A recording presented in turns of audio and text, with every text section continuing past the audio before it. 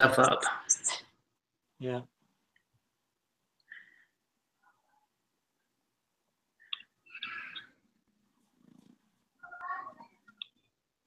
Instructions.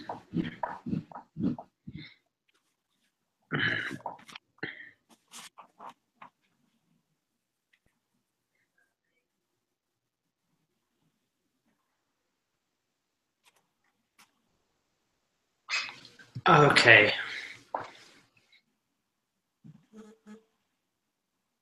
The first question is to discuss as a group, what grade would you give Morgan? Are you recording now? Yeah.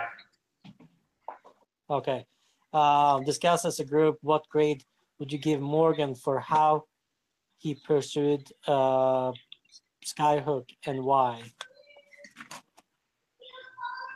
How he pursued it. Yeah. I think he was pretty persistent. I mean, they tried to go to the market and not spend too much money, which was wise. And tried to build a good contract, but yeah, I mean, it was hard. It was hard for him to. It was hard for both of them to sell the company because a lot of companies were scared of because they didn't have anything to prove really to start with. So they needed to find one customer that were willing to kind of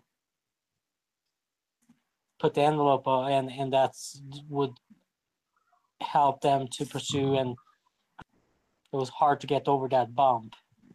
Yeah, definitely. They got a good contract. I mean, they had a lot of good offers, but a lot of them were too small. I mean, like those local ones. But they had the fire department, police department, and things like that, but they were not. They're not big enough. Big enough, and they were not what call it, returning customers. That was the main thing that what they were mentioning. Yeah. So Skyhook developed a pretty cool technology that has gotten lots of positive feedback. Put yourself in the shoes of Ted Morgan. Why the lack of sales? I think a lot of the lack of the sales came just because they don't have the credibility that like Google and Apple had. If Google would produce this product, because it said that they were trying to produce the product, I mean, it wouldn't be hard for them to be able to sell it out. But because they're this small company with a bunch of guys that just left another company, as you mentioned there, they didn't. I mean, Google and those companies have a track record, and they didn't have any track record. Exactly. So it didn't. It wasn't. It hurt them more than it benefited them. So number 5, review the details below and describe the proposal, deal, outcome, and lessons learned. I don't even remember. The MSFT. What was that one? I don't remember one. But I remember the 99. That was the 911 MSFT. Yeah. And Nokia, I know there, but I don't remember reading an MSFT.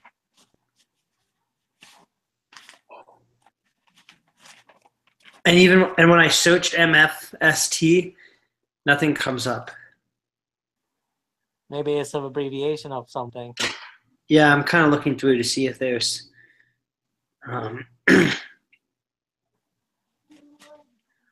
something that's obvious. Building the network.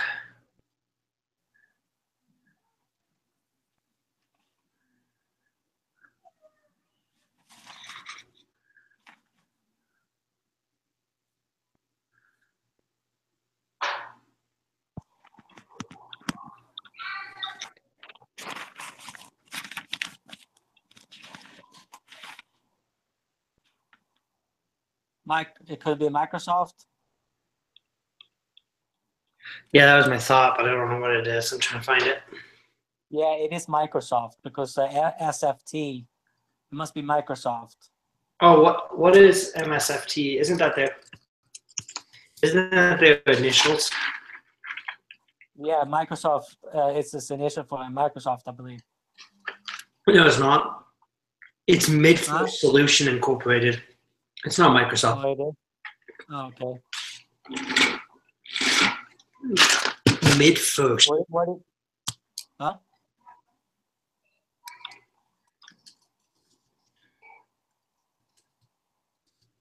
But you don't think it's at Microsoft in this situation?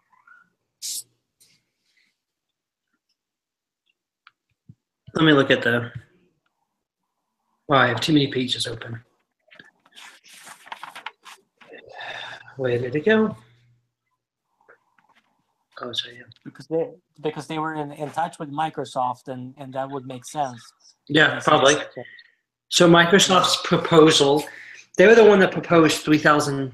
300,000 first, and then they came back and said, okay, 100,000. Yeah, and then they said no. And then that's when they say they knew that they were kind of losing the deal there. Yeah, because the lesson learned is, I mean, they were just being taken advantage by a big company. I think what Microsoft was doing, and they were just interested of their what they were doing, and then they took it back and say, okay, we can do this in our business. So we just going to lowball them and see if they're going to say 100,000 is okay. If not, we're going to just do it ourselves. Yeah, because they can do it themselves pretty easily, and they have. Yeah.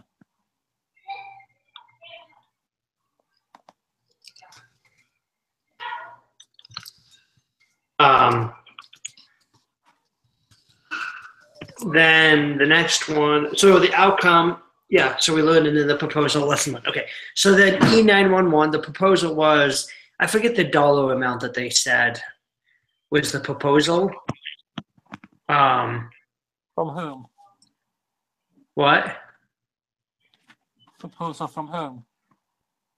The proposal from E9100, the police. Oh. I forget what they offered, the dollar amount. $5. Wasn't it, that one?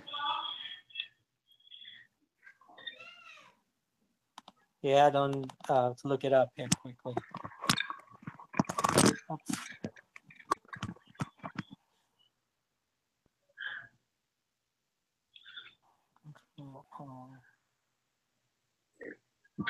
Okay.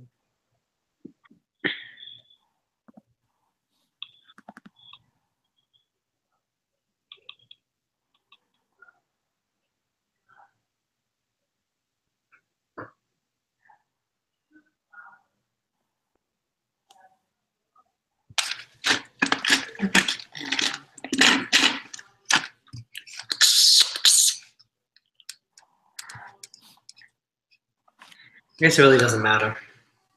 No. That's just kind of cute. So, their proposal was for them to make it, and then in the end, the outcome was the product. It wouldn't produce enough sales, like you said. It was just like a one-time deal. Yeah. And then lesson learned was that they needed reoccurring customers to produce the income that they wanted, or build the business in the sense that they could turn around and sell it later. Yeah. So then the Nokia, I don't actually recall the Nokia. What was that one? They're Nokia. Nokia. No, Nokia. Yeah, that's why I don't know what it is. They were actually in the 90s, one of the biggest phone companies in the world. They are from Finland. Oh, no, I know who they are, but I don't remember the deal they tried to make with them. Oh, they were meeting with them about 60 times. But they were kind of very slow, and you had to ask for 30 cents to $1 per device, but Nokia didn't know what the division who was going to make the decision of that payment or that money. So they were going back and forth of different options, and that kind of took pretty much a toll. It didn't really lead to anything. Yeah. So then what was the outcome, lesson learned?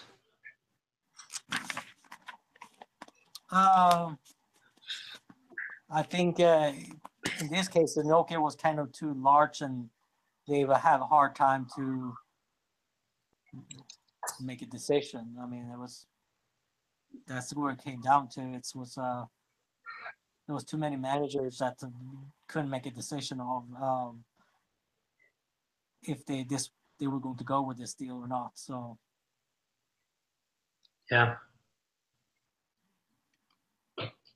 Okay. So then let's see. So who benefits from the technology? What problem does it solve? Who has this problem? To the business decision makers in the companies feel the pain that this solution solves?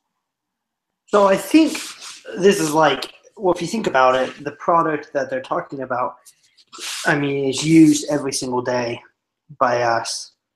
Yes. It's now just so incorporated into our phones that we don't even realize it. So I think the market is everybody. It's just selling the product at such a price that the phone companies and computer companies are willing to purchase it. Well, here was the problem they were making up that is that the phone companies, they had the GPS thing, and they had hard time to kind of convince them to their software instead of the hardware into them, because they probably don't want to use both the software and the hardware, the phone companies, and that was the main problem about it, and to start with. So they needed to find someone that were willing to take that leap and talk to them and say, hey, we're interested of it, which is Apple, where they come in. Mm-hmm. And they're more of a software company than a hardware company, I think. Yeah. So that's what was, I think, the main change. And then the benefits of the technology, GPS were not really 100% accurate. They were roundabout good, but then also if you were indoors or if you were around a mountain or something like that, it could throw off. So this was a benefit, more benefit, because it was more accurate where we were. But then on the downside is that they needed to collect all this data, which seems to cost a lot of money to collect that data. Yeah. So the next question. What problem does it solve? Well, we talked about it solves. What's up, goofball? You're on the red. Hi, weirdo. Hi. I got waxed. Oh, waxed? Yeah. We lighted up some candles, then I got waxed. All right. Can you shut the door? Okay. Bye. No, you're supposed to leave and you shut the door. I'm not going to leave yet. I have to talk to this guy. See, he's right here. He's like, get out of here. I'll talk to you in a bit, Emma. Sorry. That's okay. What problem does it solve? I mean, if you talked about how it fixed the mountain things and the computer, I think just overall it solves the tracking and all that stuff. Yeah. and it makes it all more accurate. And it allows it to search location of like businesses. When you GPS where's the closest businesses, it actually is more accurate, and the responses are a lot quicker. Yes. And then, do the business decision makers of this company believe companies above feel the pain that the situation solves? I think at this time they don't have the vision of what it will become. So that's why they're unwilling to invest, because they're like, well, it doesn't really matter. People don't care about a couple meters. But in reality, it does matter, especially when you're like GPSing. Now where you can use the GPS to give you directions within train stations, and it tells you what platform to go to, that's when it has to be so accurate. So it can tell if you're not on the right platform or on the right side of the platform. So it can give you. I felt like when they were talking to everybody they talked to, they said, "Yeah, this is a good product," but it was always a but every time they met with the company. Yeah. And that's where the problem was. They didn't have. There was so many things that they saw this as a first of a cost. Because it was some bumps, and then was also you don't have a track record and all that, and that was the main problem to sell it. Yeah. So then with those problems, I mean, the next question exactly is, what should they do? Should they go focus on local ads, so they should just sell out, or should they continue to preserve the company and invest? What's your thoughts? My thought was that they should stick it out. They have a really good product. Yes, I think they kind of planted the seed in this text about Apple, and I think that is the route they probably went with. And their product is so much cheaper compared to the hardware. If you look at the cost, you reduce the cost putting in the software compared to the hardware. So they just need to go get over the bump and collect more data to then be able to be more precise and things like that. And I think if they have an investor like or a customer like Apple, which was, big deal back then, or it still is a big deal. But I think that it helped them. Yeah. And they just. I don't know what your thoughts. No, I agree, because I think the lack is just the big companies seeing the vision. And if they're able to get the big companies to kind of see that vision, then they will be able to sell a product no problem. And even if they sell the product all to Apple, it wouldn't be the worst thing. It's just, yeah. I kind of wanted to see. Because what would the local ads really do for them? It will only attract small companies. It will not really attract big companies.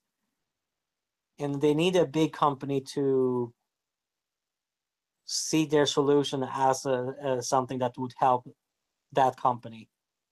But I don't think to sell the company, I don't think they would get, at this point, they wouldn't get as much money out of it according to the time and the effort they had already put into it. Yeah. I'm seeing what.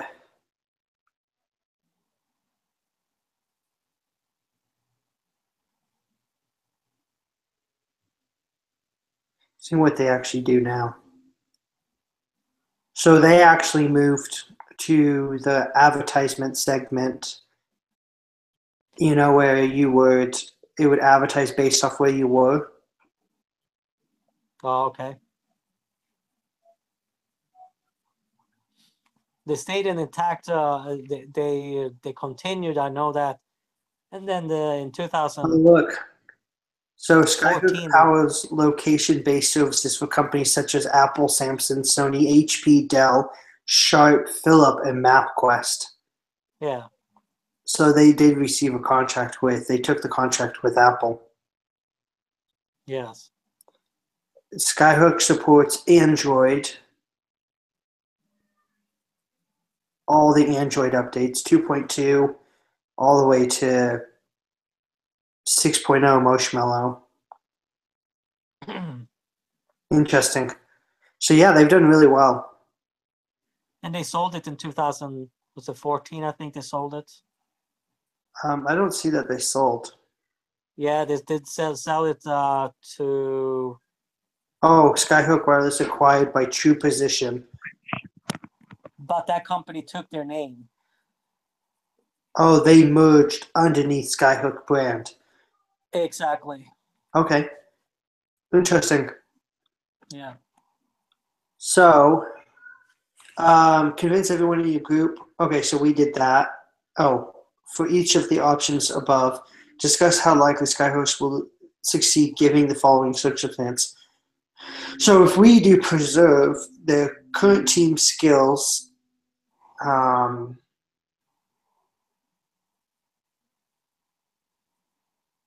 they need to, I think they need to hire some people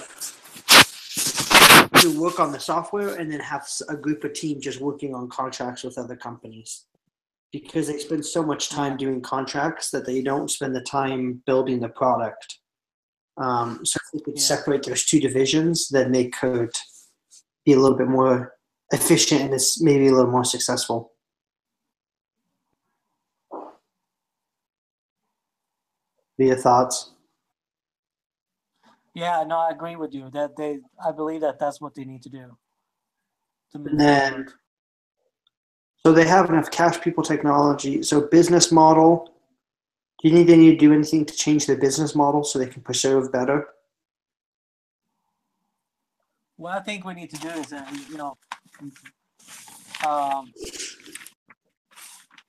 you have some information about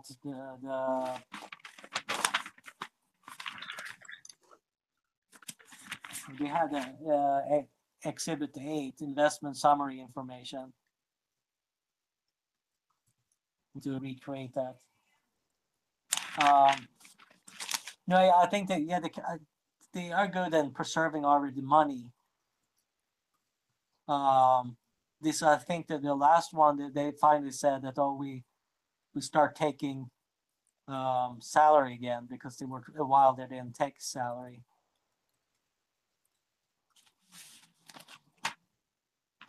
You don't want to hire too many people though, because that will also suck out all the money. Yeah. That the cash they already have or had collected. Yeah, I agree.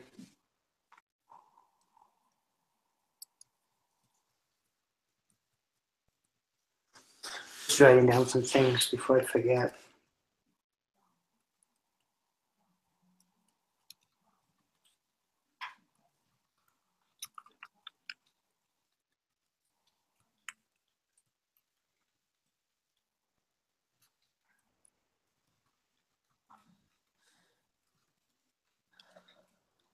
Well, I know also a little bit of his. He doesn't really like capital venture companies too much.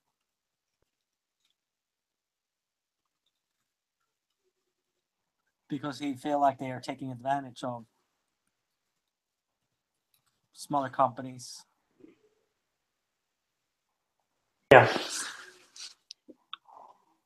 Give them too much cash, and so the companies are spending all that money, and then they go bankrupt, pretty much.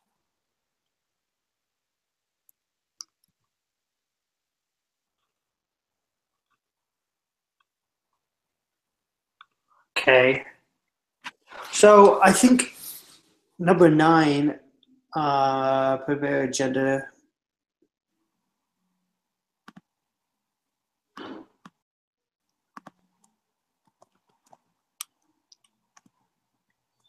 I'm just kind of reading this question.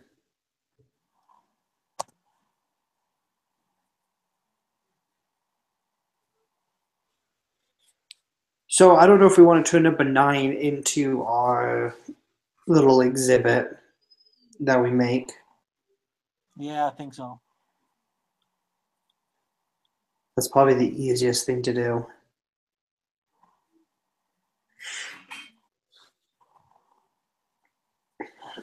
BATNA is best alternative to a negotiated agreement.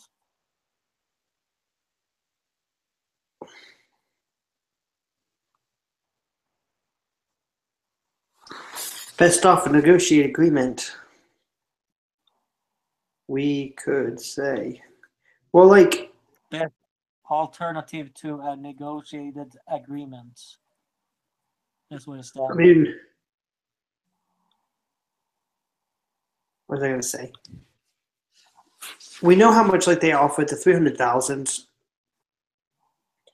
but instead they could kind of focus on doing like the per product thing more.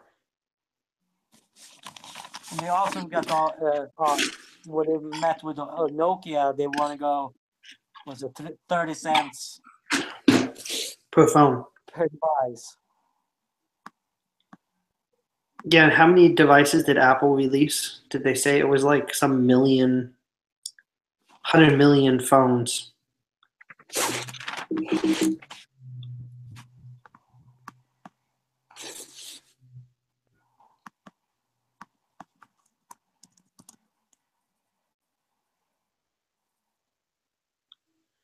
So doing that kind of over 100 million devices annually. Yeah, so that's $30 million a year. Yeah.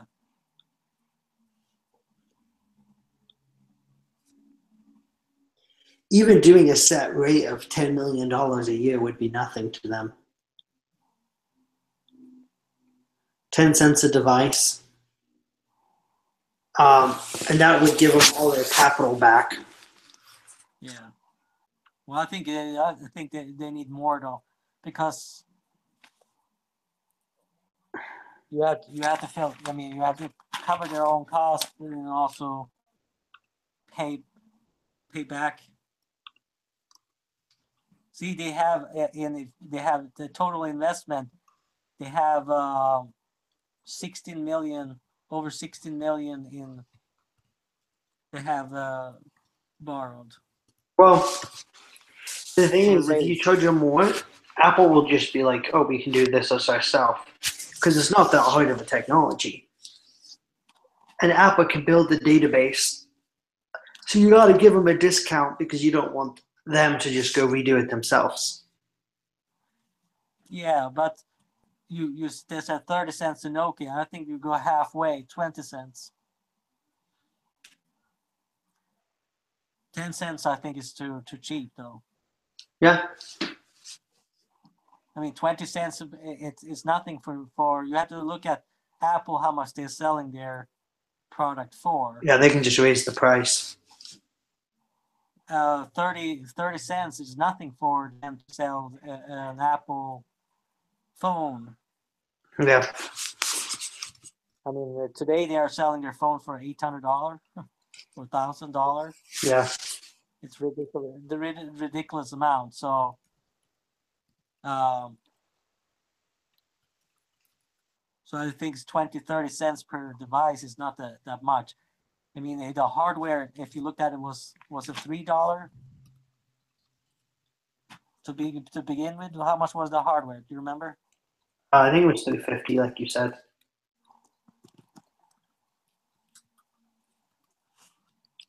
So Apple's are already saving quite a lot of money just going with this technology, because you have to look at all the cost, how much money it goes into to collect all the data.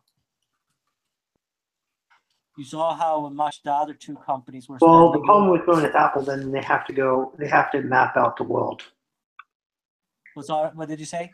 If they go with Apple, then they have to map out more than just the U.S. Exactly, yeah. They will have to go to Mexico, Canada, all of Europe, parts of Europe, China, yeah. Japan. Yeah, and you saw how much the other two companies, one company had spent $100 million, it was $200 million investment to do United States, I think. Yeah, well, they didn't spend that much because they spent $15 per SIM an hour. Yeah, they did, but the other two companies that already collected the data, you saw how much they had taken to collect.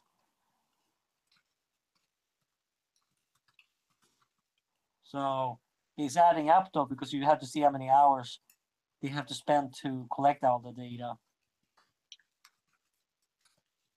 Yeah.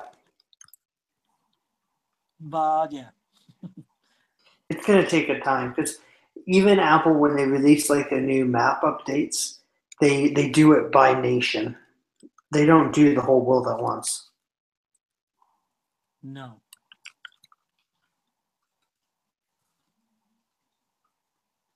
And they have, I mean, they have already done most of the United States, from my understanding. Point. So going into Canada and Mexico to start with would not probably cost too much money. So I think for me, I think if 30 cents is not much for Apple to, but. Yeah. Well, and $20 million a year would give them the money to spend. Even if they spent $2 million or something like that every year, just working on the maps. I mean, that's nothing. Yeah. And that's providing a service to Apple that they don't want to have to build a whole department just to do that. Yeah. So, anyways, do you think we need to do anything else? No. I'm just going to kind of put it in Word and not do an exhibit. Just kind of type it out. Yeah, maybe. Because I literally get 100 on all of these, so I'm not too worried about it. No, I'm not too worried about it either. The teacher said, some people in the class are, struggling. So he asked me if he could just show one or two of my cases to them that was struggling and taking out my name. So. Okay. Yeah. I guess don't understand what he's asking for to put this together. I feel like it's not hard. I mean, it's annoying, but it's not hard. No, it's not too hard.